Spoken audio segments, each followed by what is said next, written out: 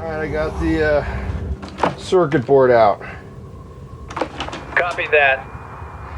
Dr. Suzuki is going to take you through the rest of the assembly process. Zook? He's there with you? Yes, Lee. I'm here. Oh, God, it's so good to hear your voice. You sound a little rough. You okay? Kansas does not agree with my hay fever, and our signal is traveling through a rift. There is bound to be some distortion. I guess that would be, I guess that makes sense, yeah. Okay. Take the anodes from the integrated circuit you just removed. Okay. And then connect them to the green wires of the gyroscope from the attitude indicator. Okay, let's start with the anodes. The anodes are the golden pill-looking things, yeah? Yes. Okay. Yes. So, and can you tell me how this tech's gonna get me out of here, or is that classified too?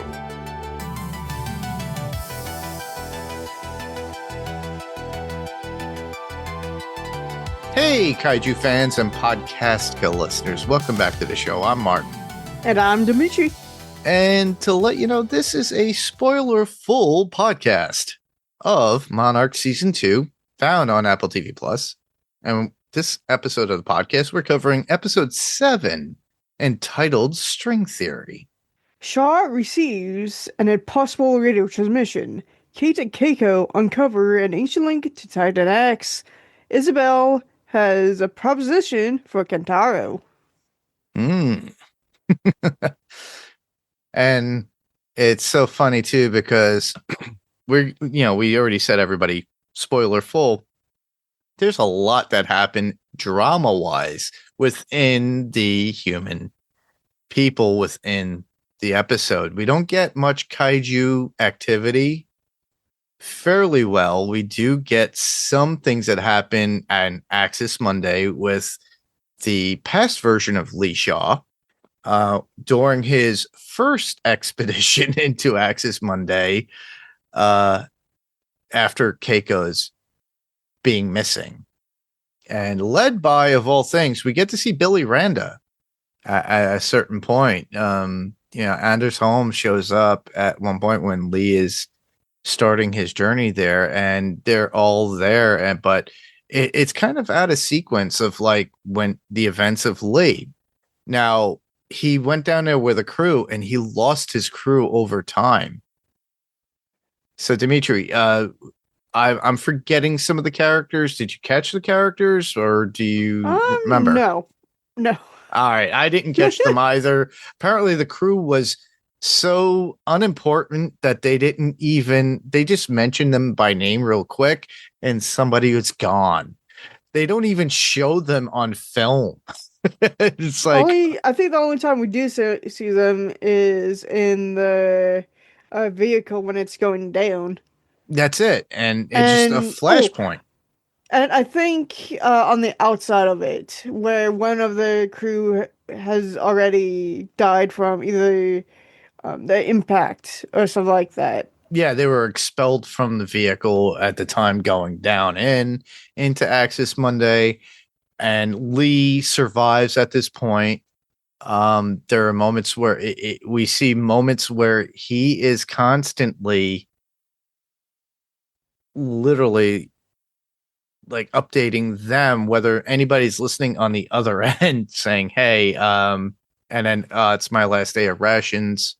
And then we see him later on. He's building a trap to trap whatever it is to create a dinner for himself or food, because he's trapped down there. He doesn't have much. Yeah. And then he winds up communicating with himself in the future. We get back to that where we left off last episode, the previous episode. He's communicating with the current day version of Lee Shaw. And we have also Dr. Suzuki there too, as well. And Dr. Suzuki is, 30 to 40 years older than the Lee Shaw that we see in the future, because Lee has not aged. He still looks like he's in his 60s, whereas Suzuki is probably in his 90s, Yeah. decades older, because of Lee's constant going back to Axis Monday, and his aging has halted at certain points throughout the times that he was there, and out of the years that he's been there. Hence why we see Kay as who she is. We get the whole conversation between Lee and himself, and you're thinking throughout the whole time he's not going to like acknowledge it. And it gets to that point when Suzuki walks away and Lee just tells him. And then younger Lee realizes it just through conversation. You're thinking, you're sounding like me. He goes, yeah, think about it. And it's just like, what the? And then he thinks he's losing his mind at that point, which is understandable because he's been, trapped in Axis Monday, and he could be hallucinating due to, sleep deprivation, lack of nourishment, dehydration, all that good stuff that usually happens when you're stuck alone in the forest without having the sustenance that you need. So, and then they go through the riddles of like things that they could talk about. And then he's realizing who he's talking to because he's thrown off his original mission. He's telling him to go back to the craft that brought them down there to get something out of there. And Suzuki says, yeah, that could be used as a tracker. We could put it on Titan X back then. And then that way we have a way of tracing it. And it's so funny too, because by that time he realizes it's like, okay, it's gotten beyond that point, and he finds Titan X and he has to choppity chop. And he goes, is this going to wake it up? No, pretty sure not. It's in extended hibernation. Yeah. Well, it does sort of wake up at a certain point. Its tentacles do come out at a certain point, and young Lee has to abandon and run. Wait, that could be him working out Titan X that are waking up for their however many years it was route around the Pacific. Yeah, what is it, every 7 years? I think it was more like 15 because the next one would have been in the 2020s, like 2023, I think they said. Oh, okay. When they were going in the airplane. Okay.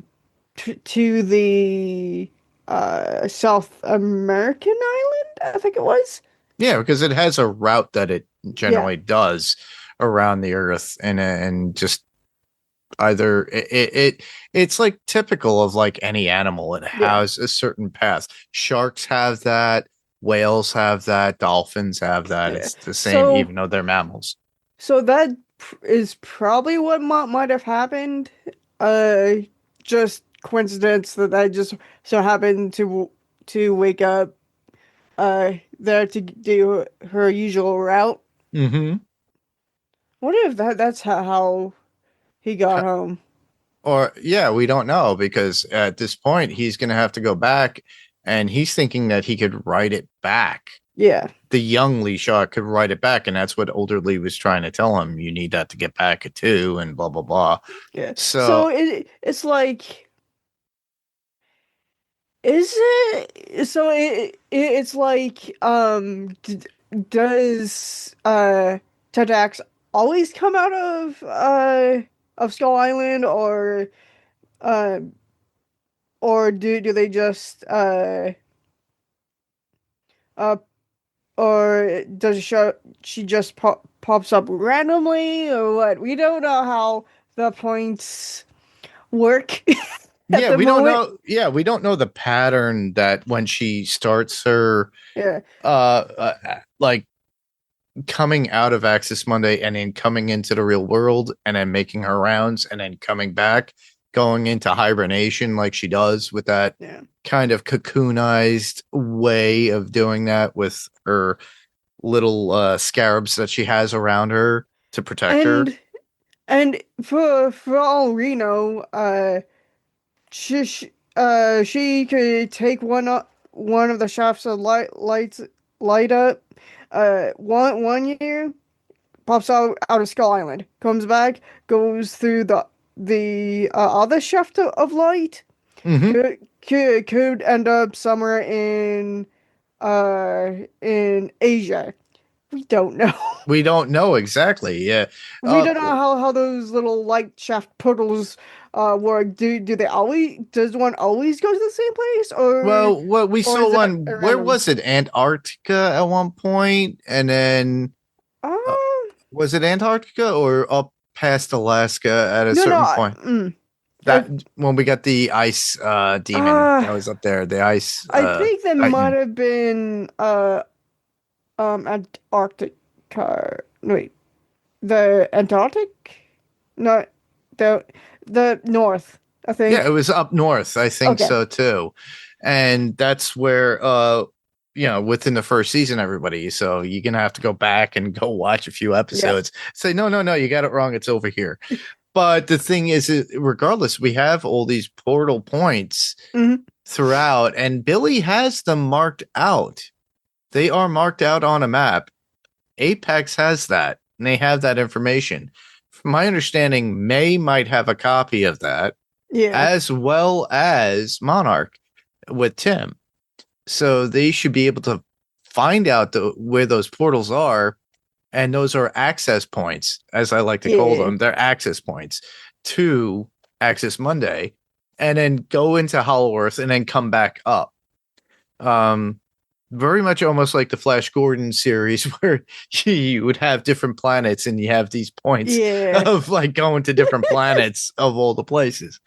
But yeah, it's kind of interesting with Titan X. So we get the tracker. It gets placed on Titan X by young Lee. Lee is being given pretty much direction by his older self. He knows what he has to do. He's still on the go at this point. So that is one solid story within this episode that we get. And it's left off with Suzuki looking at older Lee going, "Hey, I'm ready for the new mission. Let's have fun." And he goes, "No, this is not a mission you could go on." And he goes, "Oh, it's a one man." Yeah. And he goes, "Oh, it's one way." And Suzuki at that point wants to be involved, knowing that it's his one last hurrah because he's so old. And I give him the credit because a lot of people want that, because it's like, I have nothing really more left to live, and this is my life's work. I want to show this and I want to be part of this. So Lee is just like adamant at saying, "No, this is mine." Would this be the end of Lee Shaw, everybody? We don't know. Maybe it's the re-arrival of a young Lee Shaw, because the episode is entitled String Theory, and with string theory you have multiple branches. And they could be changing time as it is. They've already changed time. Lee has done this by talking to himself. And that did not happen in his time, because he would have been like, "Oh yeah, I talked to this person and he sounded a lot like me. Oh, I had this conversation." You would think with the way string theory is and how it's intertwined, if those two dimensions were intertwined, they would both be linked, where young Lee would have these memories, and then the older Lee would have the memories of the conversation and know where to lead him. But this is in real time, and it's creating a new event, meaning it's creating a new reality, everybody. So just to get the science right. So I'm sure all the neuroscience or the physicists out there are like, "No, that's not how it happens."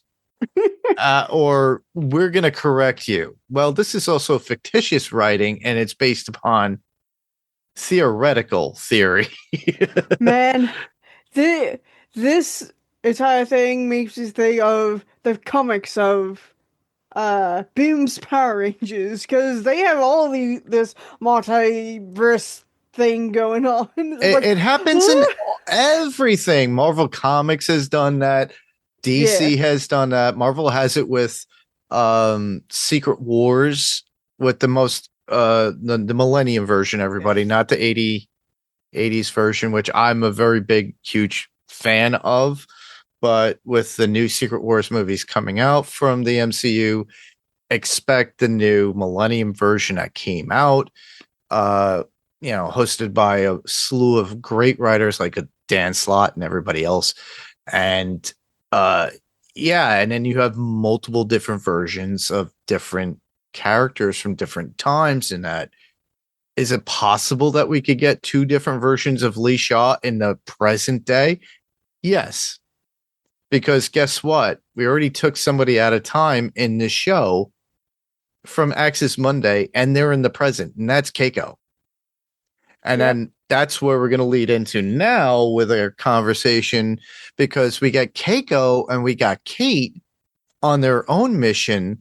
And what did you call this before we started talking about this before the podcast? I could not really put a name to it. It's like the Wailing Cave or something. Since it's like a test, well, I'm calling it the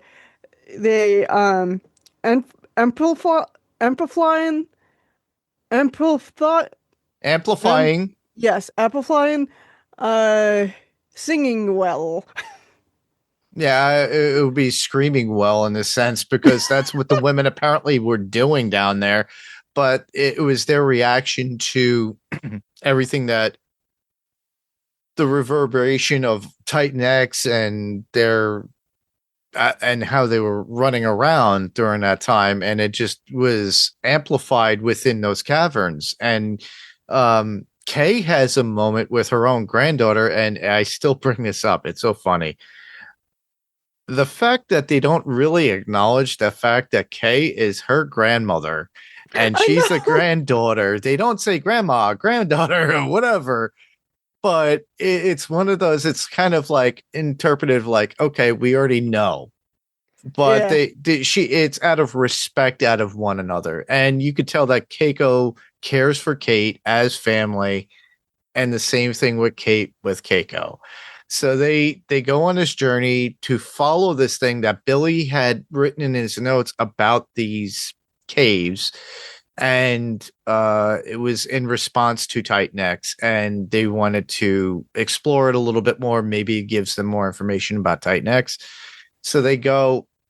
Kate goes down with a rope, just like Keiko, back in, what was it, 62?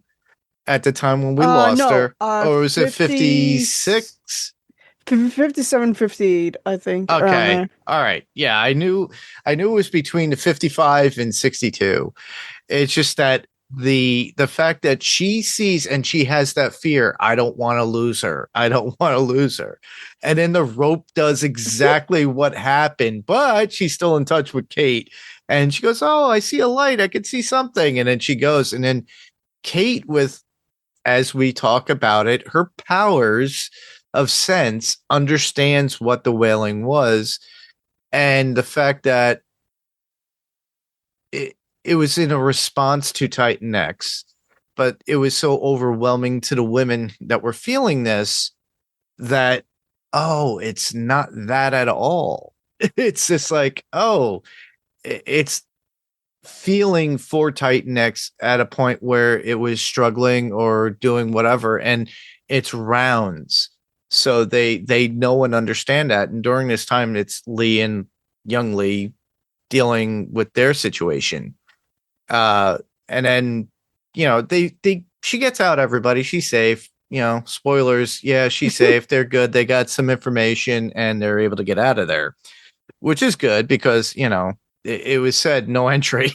And it's like, you're not allowed to go here. So, but there were a lot of weird Asian kind of what would they be, tombstones? It was almost like a cemetery. Markers. Okay. So something out of like a horror film where they would have weird markers on the floor or whatever.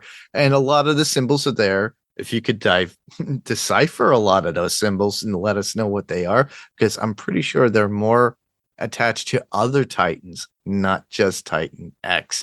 So let that sink in.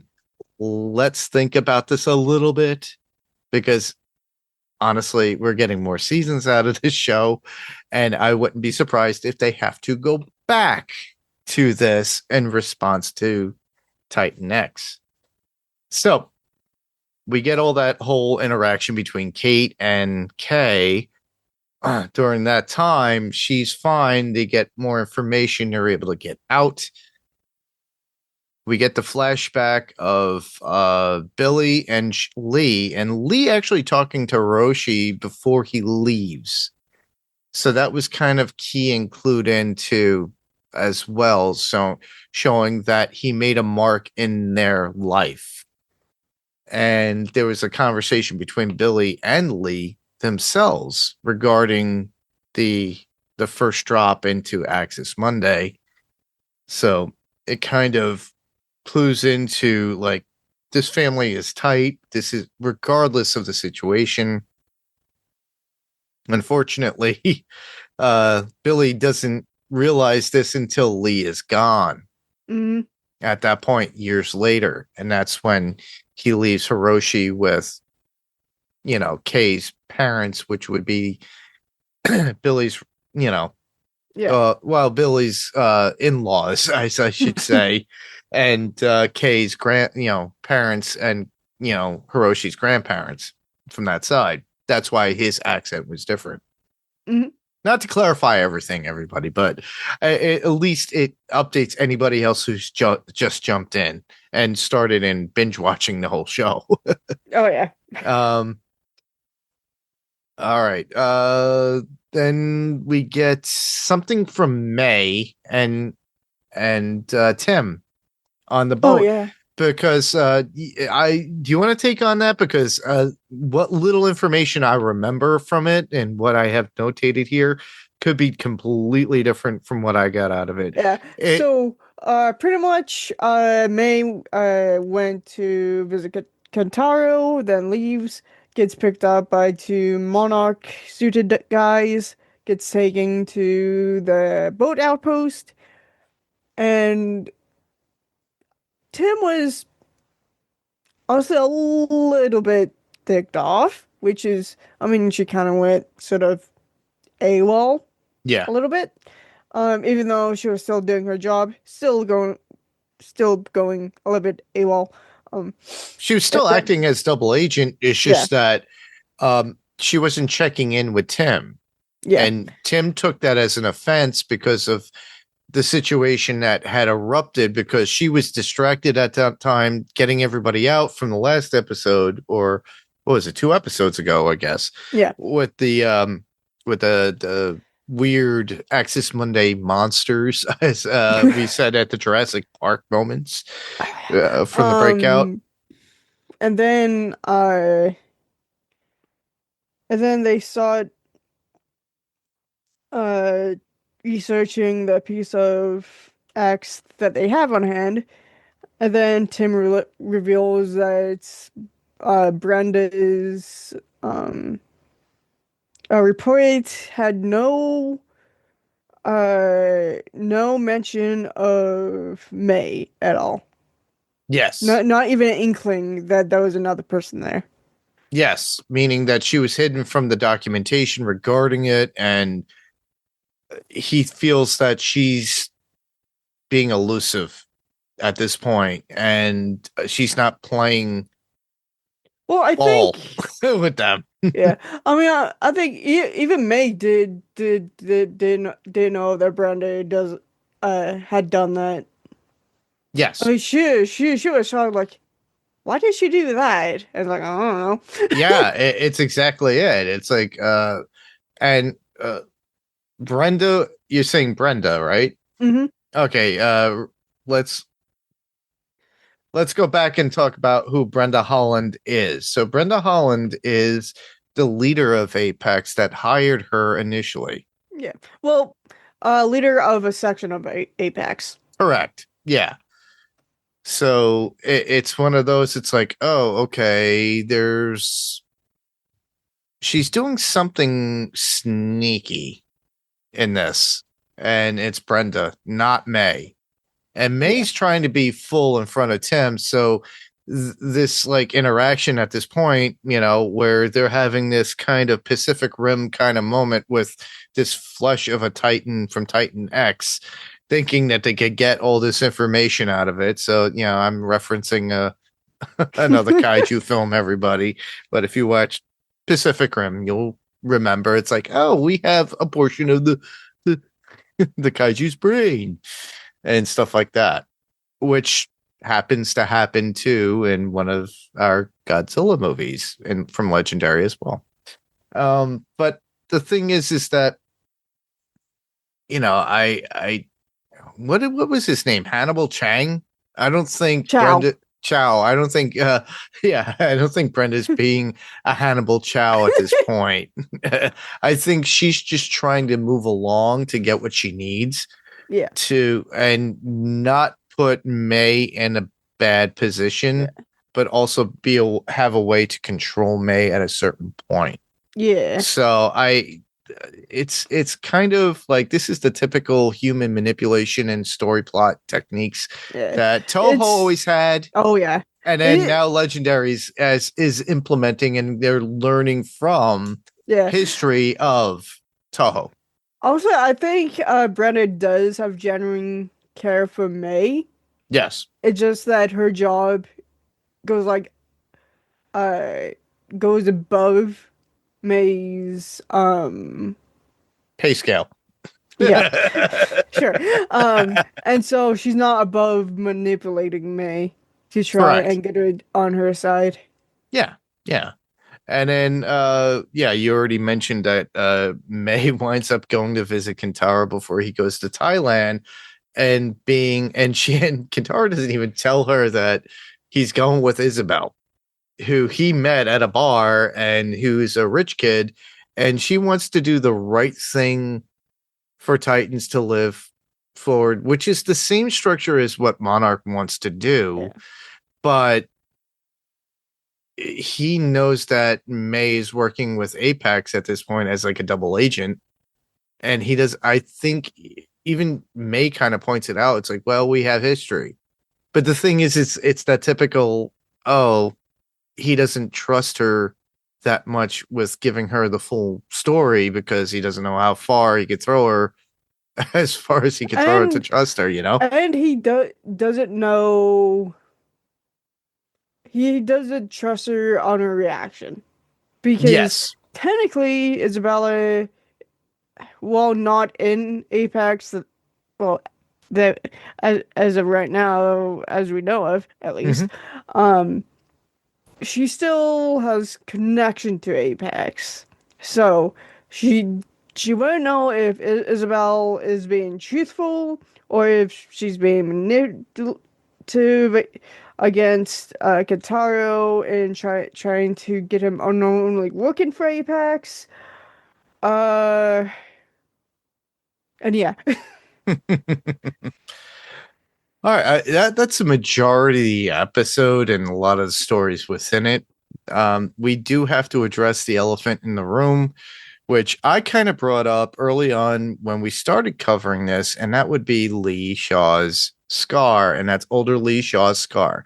I said, I don't remember it from the first season, but in the very beginning of this particular season, for season 2, we see a scar on his, I would say, his left cheek. Yeah. And it's kind of like a little line and a little gash up and down. We do see young Lee get that scar in this particular, when his first attempt at Axis Monday happens, and it's there. So we see it, and then we see where it's gone. So it's not an I told you so, but these are like all foreshadowing events that we did get answers for. But the thing is that we see what had happened before affects the future as well. Though those of you sleuthers out there who love to go rewatch, I did not do this. I did not go back to season 1 to see if the scar was there. You let us know in the comments when at that point. It'd be greatly appreciated. I have a lot on my, plate at this point when it comes to podcasting and everything else. So I don't have the time really to go researching really quick. And even though you're probably like, hey, he could do it in a heartbeat. Oh, what did he look like then? But I'd like to get you guys involved as well. But the thing is that he has this scar and he's had it from the beginning of this particular season. And the first thing I thought of when we first started, I was like, when did he get that scar? It's like, was that there before? And then now it's like, oh, bingo, there it is. It's like, okay, now we got an answer. And I'm glad that we got the answer. But how does this translate if what will happen with this whole string theory event, how he interacted with himself, how Kay is still involved here, because we do get a moment where Lee has to stop himself, his younger self, because that young Lee finds Kay and he was ready to talk to her and get her to get out. And an older Lee had to convince his younger self to let it be. She will get out, because he tells him, I was there years later and we get her out and she's fine and she's safe. She's able to take care of herself, and it's the hardest thing that you'll ever have to do. Now, was that a moment where he remembered at that point of him telling himself that and realizing that? Because we didn't get a whole visualization of like swirliness in the brain of him, memories of him talking to himself and knowing this.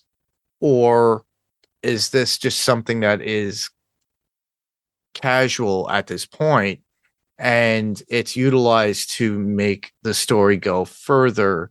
But we still have a young Lee Shaw now with that in his memory of him. He was literally, I don't know, hundreds of feet away from Keiko, and he could have said, hey, come with me if you want to live. Like the Schwarzenegger. Like the Terminator. But he didn't, but he stopped himself, or his future self stopped him.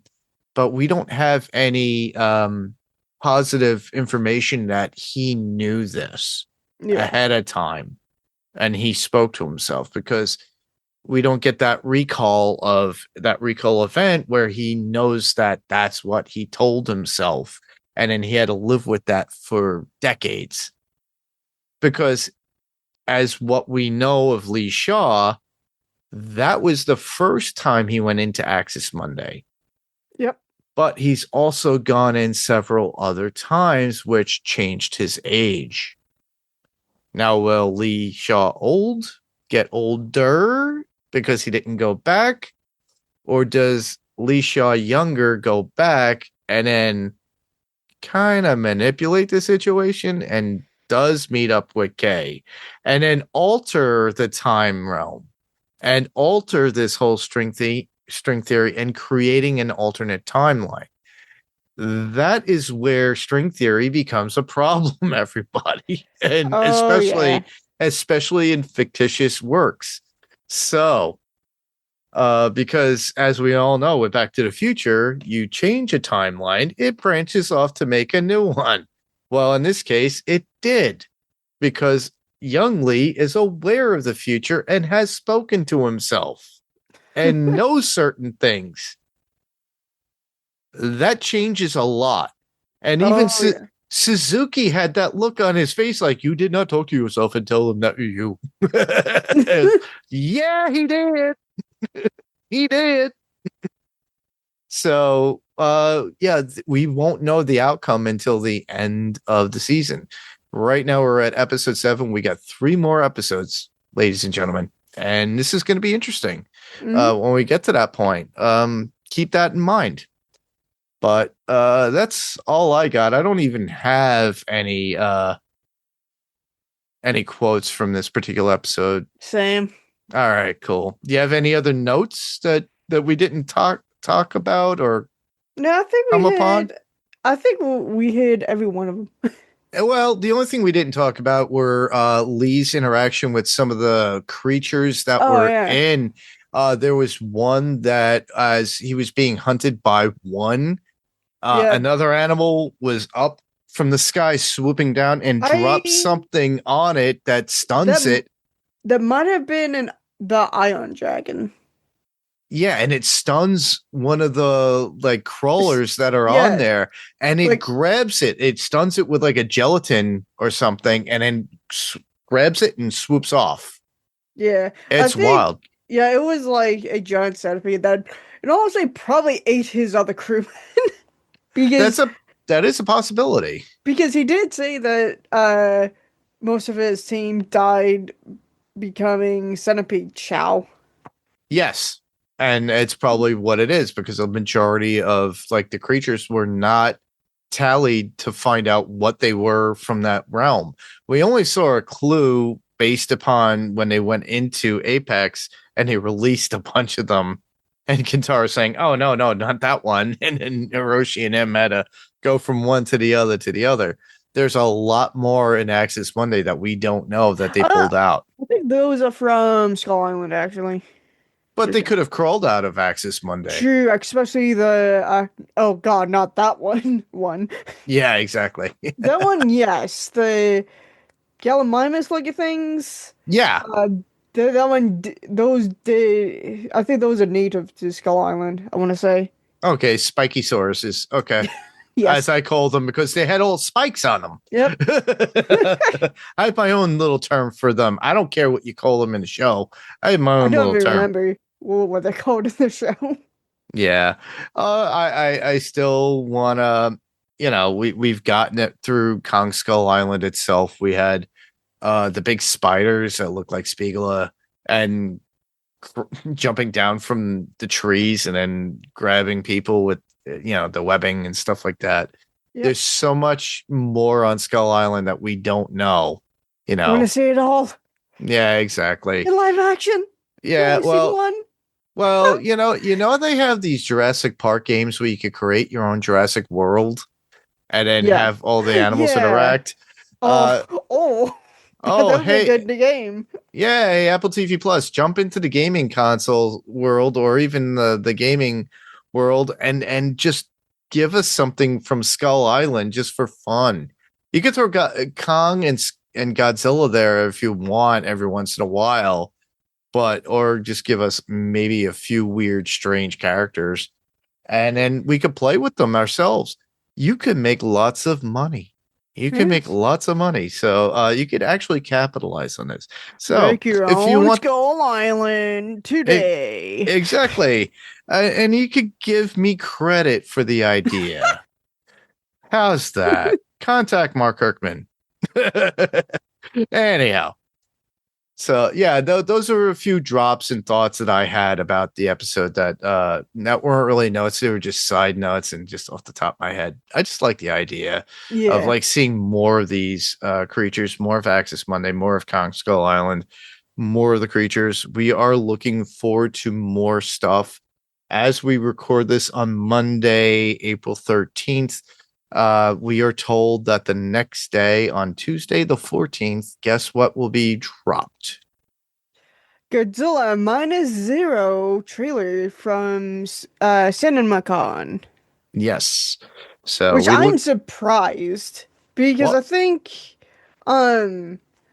because typically people was expecting it to be like the Friday 13 teaser that was shown in Comic-Con, and then the teaser for King of Monsters, and I believe 2015, where it had those cave paintings of Rodan, Mothra, King Ghidorah, and Godzilla, and people and the still unreleased trailer for Godzilla vs. Kong, where I think they created that before knowing the ending of King of Monsters, so it showed like King Ghidorah chained up against a mountain or something like that. That we'll never see apparently. So people thought that it would be something like, only that exclusive to that.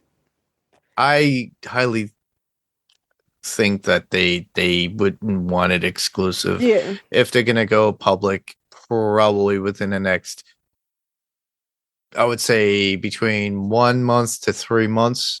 yeah. Because So and then on top of that, how long away do we have until a what would it be? A big Comic-Con. I have no clue. I San don't really go Diego. different- Oh, you got San Diego, and then you got New York. New York is usually later. It's like towards the Yeah. end of the summer into September or October. I'm betting we might be getting Supernova at one of those Comic Cons. I'll be shocked if we don't. But with Godzilla minus zero, since it's a Toho product, Yeah. So I like to say, like, as soon as it is known, we will be getting the trailer the same day it drops at Yes. CinemaCon. Everyone gave a sigh of relief. yeah, I'm sure somebody's going to leak it out there. You're going to have War Stew out there telling his bloody things that he does on his Actually, YouTube. Toho has a premiere for it up on YouTube right now, like Ooh. ready to go. All right. There's a countdown clock, is what you're saying, huh? Meh. Meh. But yeah, I won't be able to watch it. I'll be at work, so if it Yeah, comes I'll be out at tomorrow. work, so it's funny because it's releasing like 5 minutes before I clock out. Which is what time? On my coast, it would be 6:55. I get off at work at 7. PM? Yeah, Oh my goodness. So with me, it's later. yeah. So Oh. I'll definitely be doing a trailer reaction that I put on my channel. Yeah, it's pretty cool, dude. I'm looking forward to seeing whatever we can. We'll mention it later yeah. on when we next podcast next time, everybody. So with that, we've already given you some bit of kaiju news that are out there. I don't have anything else to mention. Dimitri, do you have anything you want to Nope. mention? All right, cool. Podcast recommendations or anything YouTube related. I always say D-Man 1954. Is it D-Man 1954? Yeah, I'm pretty sure it is. Okay. Either 54 or like 84 or whatever.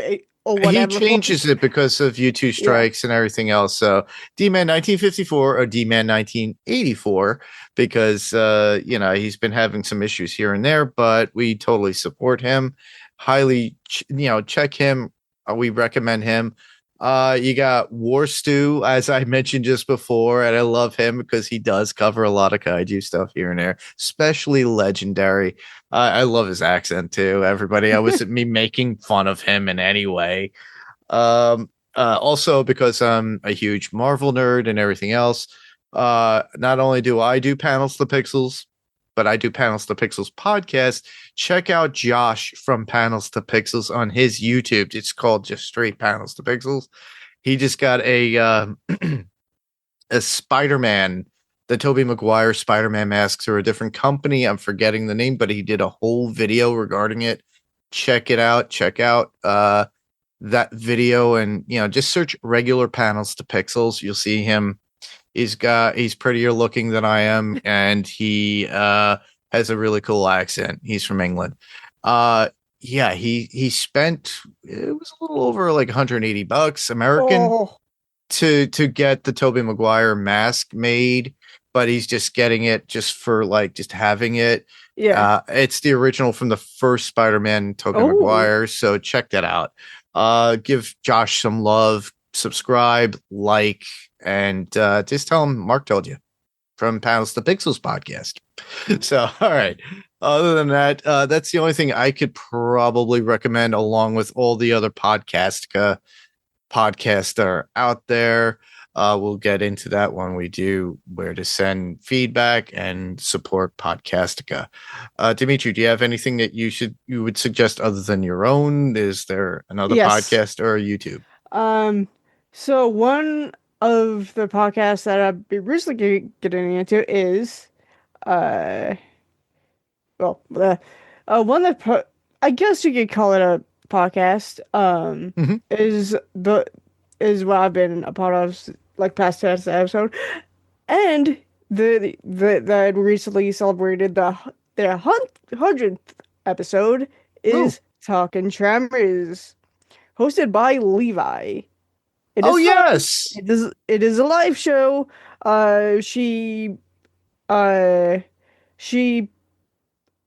goes live whenever she feels like it, but is very still informative of Awesome. the Tremors brand. Yes, we have a friend from Run for Your Lives, Paige Allen, loves that show as well. Daphne, our friend Daphne, who is a co-host for Run for Your Lives as well. They cover Tremors a lot, and they actually do mention Levi. Yeah. And I think it's pretty cool. Yeah, and Tremors is one of those big monster films, everybody. So I highly recommend you check it out if you haven't watched it. It's a classic. Yeah, and her show is actually what inspired me to do Kaiju Rambles. Awesome. Cool. All right, we're at that point. Where can listeners hear you? Dimitri, where can they hear? You can hear me on YouTube, on my main channel, Godzilla Kyru, where I do reaction videos, kaiju movie reviews. I just got done writing the Gapper review. Just gotta record it and edit it and then throw it out there whenever that will be. I'm being very, very slow about it. I also host my own show on it called Kaiju Rambles. And next Saturday, the 25th, I am going to be going live, and we are going to be talking about Gamma the Brave, because this month it turns 20. Yeah, that was the re-envisioning in the new millennium of Gamera. Yeah, 2006. Yeah. And there was several runs of Gamera. You can remember what, the 60s? Yeah. And then later on they did it in the 80s at one 90s. point. Oh, I was always thinking of the 80s, probably because it was around that weird time too. And then the new millennium came up. It's funny because I was born in 1995, so I have Godzilla dying, and then Gamera waking up. Yep. I have a death and a waking up in my birth year. Exactly, right? Yeah, that is true. And I remember what was it, Godzilla versus Destroyer? That was the death of Godzilla at that point. And then they had to reawaken him after we got Gino from 1998. And we got a new Toho series out of it. And then it had its run. And then now, obviously, in the 2020s, we have Godzilla minus series. Even though we had a Shin in between. Yeah. Yeah. And a lot of people don't like that series, that movie, but I like it. I really do enjoy it. I call it the Hellraiser of Godzilla's, but that's just me. Honestly, I think for some people it's just entirely too Japanese for them, because it was primary made only just for the Japanese people, mostly the citizens that had to deal with the tsunami, the earthquake, the Daiichi nuclear power plant sort of meltdown, and the politician that and the politicians that We're handling was those in disasters. yeah. Yeah. So it's for them. So it's not for everyone. And No, that's okay. it's not. It honestly, I as an American can appreciate it. I appreciate the Mhm. original Japanese version of it as well as the dubbed version. Highly recommend always watch the Japanese and watch the sub and read the subtitles and go through. There's a lot of politics in it. If you ever were able to be in the theater, like I said before, when it came out, I was there and it kind of edited something out about America at that point. Oh man, I saw that sudden cut, and me and a bunch of friends we were all watching it together. I was like, they did that on purpose. It's I'm like, come on, it would be realistic. America would be like, you know what? Just throw a nuke at them. yeah, I know, but like I said, it's like the Event Horizon or Hellraiser version of Godzilla at that point, especially with the ending before the ending credit scene of the look of his tail and how it was, how it actually looks on screen and the use of its abilities, which is far different from any other Godzilla we've seen. So if you've never seen it, I highly recommend you check it out. I think it's available on like Tubi, Pluto, probably Netflix or one of those other streaming contents. All you have to do is search Shin Godzilla. If anything, there's probably a rental out there. And if anything, usually the rental is probably $1 or $2 cheaper than buying it, depending on where you find it. So do the buy and go into it. And if you don't like it, you don't have to watch it again. But you could tell somebody else, go, yeah, watch this. You tell me. With that, those are Dimitri's suggestions and where he could be found. I could be found here, as always, on Kaiju Cast Podcast, as well as my other podcasts that can be found on the PirateCoreEntertainment.com website, which would be Panels to Pixels Podcast, Adrenaline Cinema Podcast, and PirateCore Entertainment Podcast. We will be having more Adrenaline Cinema coming out.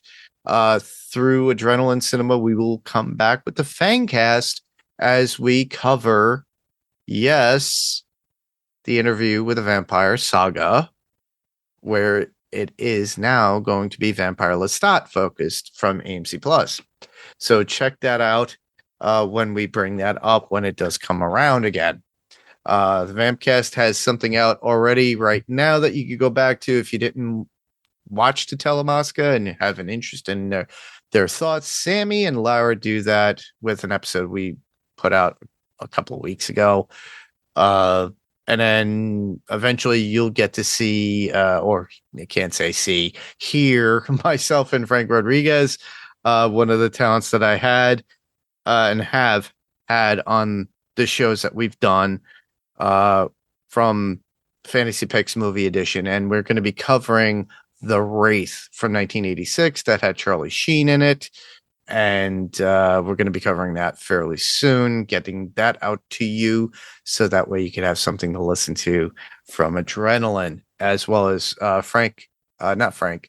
Jerry Gomez and myself, as we're going to continue the Apes saga or even venture into something else too from Ray Harryhausen, because we are Harryhausen fans there. But, all you have to do is go to PirateCoreEntertainment.com. As always, you can check out all the other podcasts other than mine, Dinner for Her, and then you have What's On Tonight. Manny does Dinner for Her. We haven't had an episode out in fairly a while, but she's working on some stuff. She'll be back. But you could also hear her on What's On Tonight podcast as they cover The Pit Season 2. That can be found on HBO Max, or was it just Max? Who knows what they call it now in the app, but they've have a variety of different interviews from a lot of the people that were on the show. Check out the celebrity interviews as well as their coverage on season 2. If you've not caught up, it's always there. Just go to our website. The links are there to go there to the Spotify site just to get links onto, or if you don't listen to Spotify, just go to Apple Podcast and subscribe to the What's On Tonight podcast. and then you could hear their thoughts on that. For Podcastica, you could send a voice message at talk@podcastica.com. And if you head to the podcastica.com, there's a handy voice message link. And there you could just recite your thoughts, and then Jason can shoot them over to myself. And then we could play them on the next podcast. We haven't gotten any, but be greatly appreciated if we did. Check them out on social media, and that would be on Facebook, facebook.com/Podcastica. They can be found on Twitter @Podcastica and Instagram @HousePodcastica. And while you're at the Podcastica.com's website, check out all the other podcasts on the network. I've already mentioned one, Run for Your Lives with Daphne and Paige, House Podcastica. We also have Yellow Jackets WTF. And you have the Cast of Us, or the Walking Dead cast, as it is still again, but they're currently doing a rewatch of The Walking Dead. Where they're at right now, I don't know. I have to catch up with a bunch of episodes, but they're deeply into it. For Kaiju Cast Podcast, we can be heard on Apple Podcasts, Spotify, or whatever podcast player of choice. Obviously, there's ratings and review for Apple Podcasts, Spotify. Please give us a rating or review.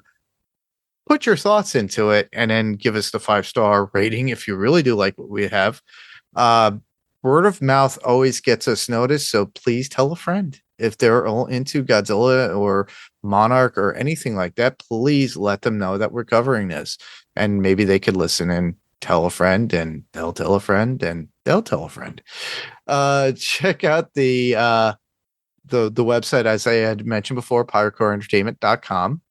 To submit your theories and feedback, you could go to our Facebook group, facebook.com, Kaiju Cast Podcast. You could email us at kaijukastpodcast@gmail.com. Links are in the comments below. Just, tap on it and send an email. Or you can record yourself and send that on that link as an email. And just like I said with the Podcastica widget, you could just record yourself and I'll still get it in an email and I could play it. We could be found on Instagram at KaijuCast_podcast. Follow us there. That way you can be updated, just like on the Facebook group. What's on Facebook is on Instagram. We are found on YouTube. All you have to do is search for Kaiju-Cast Podcast, and we're there. Subscribe, ring the bell, be notified. Whatever's on the podcast is literally on YouTube.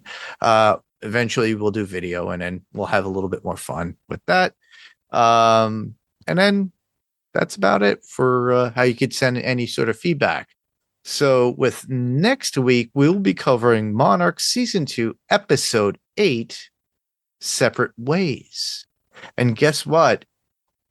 It's not the Separate Ways from the band Journey.